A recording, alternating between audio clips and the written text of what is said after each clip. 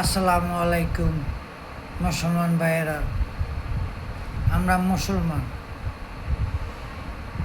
নামেও মুসলমান, কামেও মুসলমান, জাতেও মুসলমান, কিন্তু আমরা মুসলমান হইয়া ইহুদিদের সাপোর্ট করি, ইহুদিদের দল করি, ইহুদিদেরকে সাপোর্ট দিই, দল করি, হই উল্লাস করি। অথচ আজকে যদি মুসলমানদের কোনো অনুষ্ঠান হয়, জলসা হয়, ওখানে হই হুল্লাস সাপোর্ট হয় না। মুসলমান হইয়া কিভাবে নির্লজ্জ হইয়া একটা ইহুদিকে সাপোর্ট করতে চায়? এরা নবীর শত্রু, দেশের শত্রু, মুসলমানের শত্রু, নবীর বংশের শত্রু। সেখানে আমরা মুসলমান হইয়া ইহুদি দেশগুলারে সাপোর্ট করি। লজ্জা থাকা উচিত, আমাদের শরম থাকা উচিত। তা আমাদের শরম নাই, লজ্জা নাই।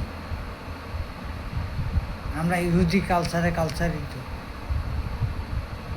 আমরা ইহুদির পোশাক পরি, ইহুদির বেশ ধরি, হাফ প্যান্ট ছিঁড়া, অর্ধেক নাই, মাথার চুল ইহুদিদের মতো কাটি, কত কিছু না করি ইহুদির বেশ সম্পূর্ণ মুসলমানের ভিতরে ঢুকাইয়ে দিচ্ছে। আমাদের লজ্জা থাকা উচিত। আসেন আমরা সবাই মিলে আজ থেকে ইহুদি কালচারকে বন্ধ করি, এটাকে অপসারণ করি।